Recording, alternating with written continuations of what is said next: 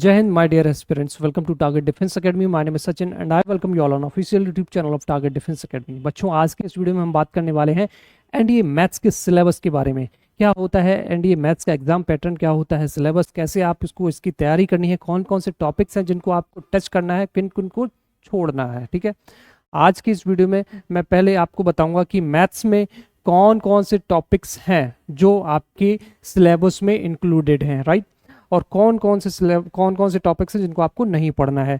Okay, चलिए without any wasting any second of time start करते हैं। ठीक है, यहाँ पे आप देख रहे हैं पूरा एक टेबुलर फॉर्म में कंप्लीट सिलेबस आपको यहाँ पे दिख जाएगा मैथमेटिक्स का। If you want to prepare for NDA written examination then you must know what is the syllabus for NDA. और एनडीए में सबसे इंपॉर्टेंट पार्ट होता है मैथमेटिक्स का, राइट।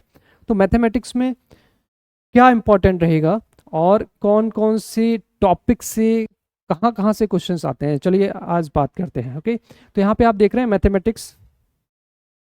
मैथमेटिक्स की अगर मैं बात करूँ तो यहाँ पे 5 पार्ट्स में इसको हमने 5 यूनिट्स में डिवाइड कर रखा है। 5 यूनिट्स आप भी इसको 5 यूनिट्स में डिवाइड कर सकते हैं। First one is trigonometry, right. Second one is algebra. Third one is coordinate geometry. Fourth one is calculus and last one is statistics and probability. Next, चलिए अब जो 5 यूनिट्स हैं इसको फर्दर डिवाइड किया है अलग अलग टॉपिक्स में। चलिए सबसे पहले बात करेंगे ट्रिग्नोमेट्री के बारे में। ट्रिग्नोमेट्री को कैसे हम देखेंगे।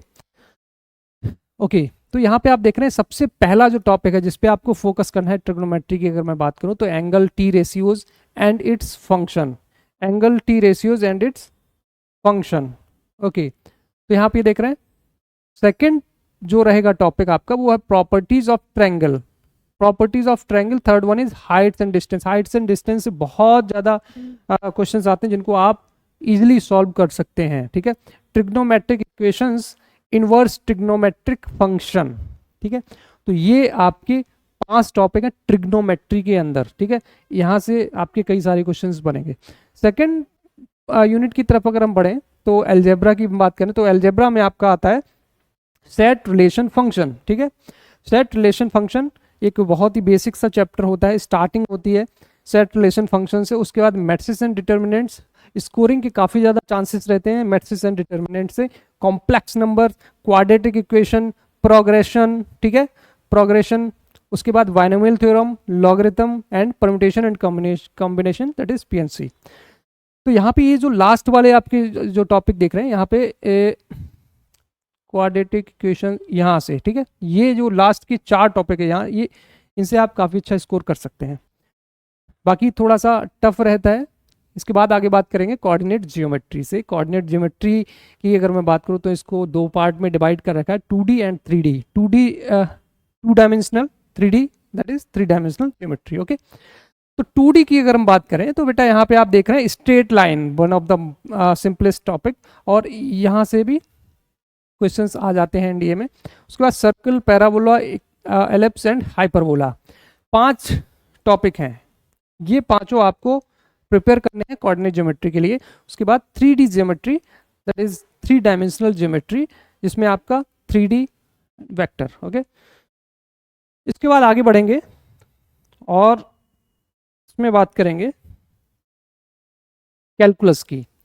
कैलकुलस जिससे बहुत से बच्चों को डर लगता है, ठीक है, लेकिन डरना नहीं है। बिना डर के ही आप लाइफ में कुछ कर सकते हैं। डर के अगर आप कुछ कार्य करेंगे, कोई भी काम करेंगे तो उसमें सक्सेसफुल नहीं हो पाएंगे, तो बहुत ही मुश्किल है, राइट।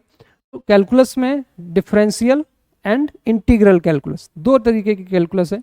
तो यहाँ पे कैलकुलस को 2 पार्ट में कर रखा है, डिफरेंशियल एंड इंटीग्रल। तो डिफरेंशियल कैलकुलस के अंदर आते हैं आपके limits, continuity and differentiability. Second point, application of derivatives. उसके अंदर increasing and decreasing function, tangent and normal, maxima and minima. ठीक है, तो आप इनको नोट डाउन करिए बहुत अच्छे से, अपना एक फ्लो चार्ट तैयार करिए कि कैसे कैसे आपको प्रिपरेशन करनी है। उसके बाद इंटीग्रल की अगर मैं बात करूँ तो indefinite integral, definite integral and applications of integration. Okay, तो ये आपका कैलकुलस का पार्ट हो गया। उसके बाद probability and statistics.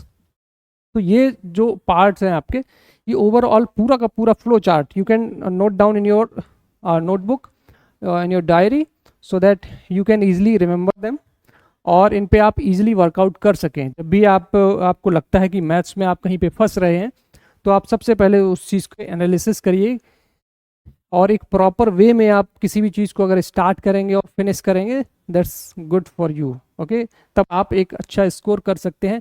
120 marks, 120 marks का क्वेश्चन पेपर, 120 क्वेश्चंस होते हैं आपके मैथमेटिक्स में, जो कि 300 मार्क्स के होते हैं। ठीक है, 300 मार्क्स के टोटल आपके क्वेश्चन होंगे मैथ्स से। बहुत ही इंपॉर्टेंट पार्ट होता है। और मोस्ट इंपॉर्टेंट थिंग, अगर आप मैथ्स को क्वालिफाई नहीं कर पाएंगे, अगर आपने 25% से ज़्यादा स्कोर नहीं किया बेटा, तो फिर आप वैसे भी फेल हो जाएंगे। उसके लिए फिर आपको आगे जीएटी में जो आपकी कॉपी होगी वो चेक नहीं होगी। क्या होगा चेक होके, जब आप मैथ्स में ही फेल हो गए। If you want to crack NDA written examination, तो आपके लिए ज़रूरी है कि आप मिनिमम 25% तो स्कोर आपको करना ही करना है, मैथ्स और जीएटी में, दोनों में सेपरेट। ठीक है, पेपर 1 में 25%, पेपर 2 में 25%। अगर आप पेपर 1 में 25% स्कोर नहीं कर पाते हैं, तो बेटा आप तो ऑलरेडी फेल हो जाएंगे। तो यहाँ पे आपको ध्यान देना है कि मैथ्स को लाइटली नहीं लेना है। हालांकि मैथ्स के बारे में ऑलमोस्ट सभी बच्चों को पता रहता है कि मैथ्स कितना इंपॉर्टेंट रहता है एनडीए के पॉइंट ऑफ व्यू से। ठीक है, तो आई होप ये जो फ्लो चार्ट है, ये जो टेबुलर फॉर्म में आपके पास दिख रही है, ये आपको समझ में आ गया होगा। अगर आपके माइंड में उसके अलावा भी कोई डाउट है, तो आप कमेंट सेक्शन के थ्रू मुझसे पूछ सकते हैं। बाकी नीचे दिए गए नंबर जो स्क्रॉल हो रहा है 8953532115, उस पर आप कॉल करके अपनी कोई भी क्वेरी है वो ले सकते हैं। तो आज के लिए इस वीडियो में इतना ही, बाकी मिलते हैं नेक्स्ट वीडियो में। तब तक के लिए जय हिंद, थैंक यू।